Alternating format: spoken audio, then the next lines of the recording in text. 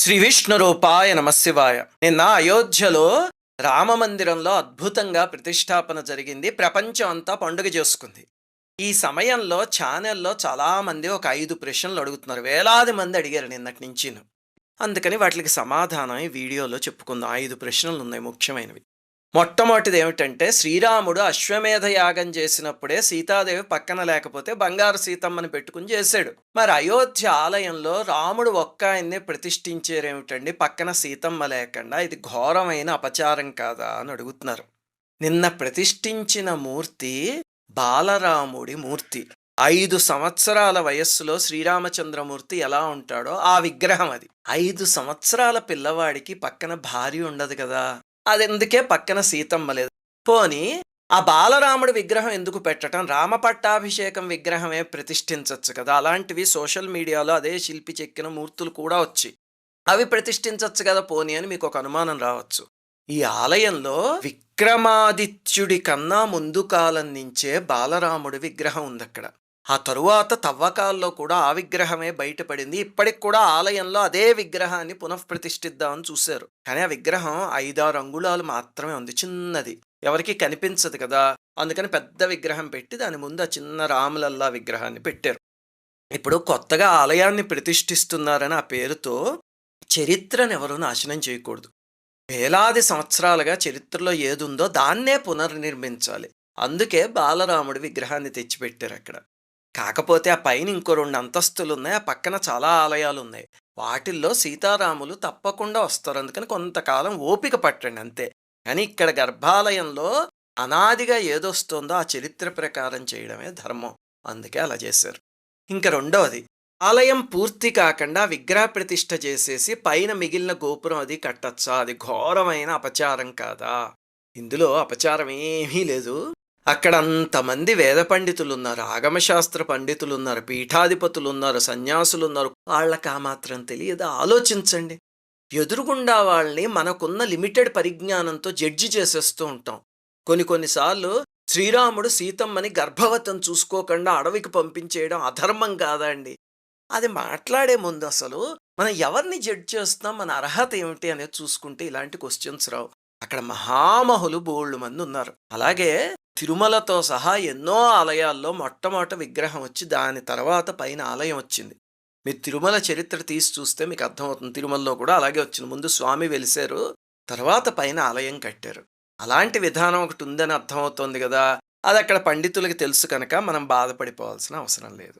ఇంకా మూడవ ప్రశ్న, అక్కడ పెట్టిన ముహూర్తం సరైనది కాదంటున్నారండి. అది రాజకీయ లబ్ధి కోసం తొందరగా చేసేసారంటున్నారు అని. ఇది అన్నిటికన్నా అసహ్యమైన మాట. ప్రపంచం మొత్తాన్ని అయోధ్య ఆలయం అనే విషయంతో దగ్గరికి తీసుకొద్దామని చూస్తుంటే అలాంటి పాలల్లో ఇవి ఉప్పురాళ్లలాంటివి. పొరపాటును కూడా మాట్లాడకూడదు ఇలాంటి అసహ్యమైనవి. సరే, ఇందులో 2 భాగాలు ఉన్నాయి. మొట్టమొదటిది ఏమిటంటే ముహూర్తం సరైందా కాదా. మళ్ళీ ఇందాక నేను చెప్పినట్టే అక్కడ సన్యాసులు, వేద పండితులు, మహనీయులు ఇలాంటి వాళ్ళు ఎంతో మంది కొమ్ములు తిరిగిపోయిన వాళ్ళు ఉన్నారు. ఒక తప్పుడు ముహూర్తంలో వాళ్ళు ఎలా చేస్తారో ఆలోచించండి ఒకసారి. వాళ్ళకి తెలియందేదో మనకి తెలుసు అనుకునే అహంకారం వల్ల మనకు వస్తుంది ఇదంతాను. ఉత్తరాదిలో పంచాంగాలు ఒకలా ఉంటాయి, దక్షిణాదిలో ఒకలా ఉంటాయి. అక్కడ ఆచారాలు వేరు, ఇక్కడ ఆచారాలు వేరు. కొన్ని ప్రదేశాల్లో సౌరమానాన్ని పాటిస్తారు, కొన్ని ప్రదేశాల్లో చాంద్రమానాన్ని పాటిస్తారు. అంతవరకు ఎందుకు, పూజా విధానాల్లో, పెళ్లిళ్లలో, ఆలయానికి వేసుకువెళ్లే బట్టల్లో కూడా అక్కడికి మనకి తేడా ఉంది. యస్మిన్ దేశే యదాచారః అంటారు. దాని ప్రకారం చెయ్యాలి. సరే, ఇప్పుడు ముఖ్యమైనదా సెకండ్ పార్ట్. రాజకీయ లబ్ధి కోసం చేస్తున్నారండి. ఇప్పుడు తొందరగా అంటున్నారు. ఆలోచిద్దాం ఇది. ఒకవేళ అసలు రామాలయం నిర్మించలేదనుకోండి, ఇది వదరిన నోటితో మళ్ళీ మనమే ఏం వదరుతాం? అప్పుడెప్పుడో రామాలయం కట్టేస్తామన్నారండి, ఇప్పటిదాకా కట్టలేదు అని మళ్ళీ ఒక కామెంట్ చేస్తామా? అంటే కట్టినా తప్పే, కట్టకపోయినా తప్పే. అలాగే ఏ రోజు చేసినా దీన్ని రాజకీయ లబ్ధి అంటారు. ఎందుకోసము అంటే ఈ రామాలయం కోసం దగ్గరికి వచ్చినవి ఒక 10 పార్టీలు ఉంటే ఉండొచ్చు. మిగతా వాళ్ళందరూ కూడా దూరంగా కూర్చున్న వాళ్లే. కానీ ఆహ్వానం అందితే కనీసం రామయ్య మీద భక్తితో సంస్కారం కోసమైనా అక్కడికి వచ్చి కూర్చోలేదు, అంతేనా? అంటే ఈ రోజు కాకుండా ఇంకొక 5 ఏళ్లు పోయాక ఆలయం కట్టినా సరే వాళ్ళెవరూ సహకరించరు. అది రాజకీయ లబ్ధి కోసమే అని ఎప్పుడైనా అంటారు. అదేదో ఈ రోజైనా ఎప్పుడైనా అంటే ఏమిటి తేడా? ఇంకొక విషయం ఆలోచించండి. సరే, ఇప్పటిదాకా భారతదేశంలో ఓటు అనేది దేన్ని బట్టి వేశారు చెప్పండి? ఎవ్వడు కూడా దేవుడి మొహం చూసి ఓటేయడం అనేది జరగల. కులం పేరుతోనో, సామాజిక వర్గం పేరుతోనో, మతం పేరుతోనో అలాగే ఓట్లేస్తారు తప్ప, భగవంతుడి కోసమో, సనాతన ధర్మం కోసమో ఓటు వేయడం అనేది జరగలే. అది మీ అందరికీ తెలుసుందే.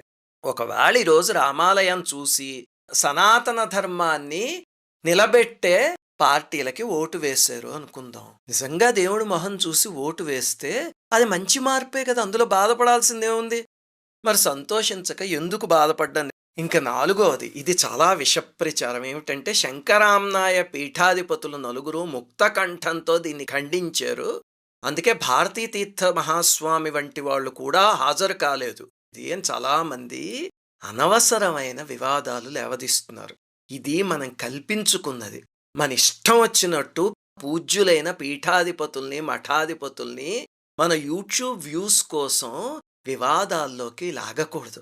భారతీ తీర్థస్వామి గురించి, శృంగేరి పీఠం గురించి ఇలాంటి మాటలు మాట్లాడుతూ ఉంటేనే శృంగేరి పీఠం అఫీషియల్ ట్విట్టర్‌లో వాళ్ళ అడ్మినిస్ట్రేటర్ ఒక నోట్ పెట్టారు. దాని లింక్ ఈ వీడియో కింద ఇస్తాం, వెళ్ళి చూడండి.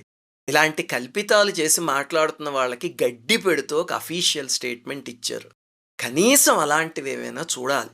అలాగనే ఉడిపి పీఠాధిపతి శ్రీ విద్యాప్రసన్న తీర్థస్వాముల వారు నిన్న ప్రోగ్రాం మొత్తం మోడీ గారి పక్కనే ఉన్నారు. మీరు చూస్తే మోడీ గారి ఎడంచేతి పక్క ఉన్న ఆయన మన ఉడిపి పీఠాధిపతి గారు. వారు మంత్రజపం చేసుకుంటూ ఉన్నారు చూడండి. వారు హాజరు కాలేదా? వారు పీఠాధిపతే కదా! ఎందుకు మనకి ఈ రంధ్రాన్వేషణ? ఎందుకు పీఠాధిపతుల్ని వాళ్ళని కూడా మన వివాదాల్లోకి లాగడం?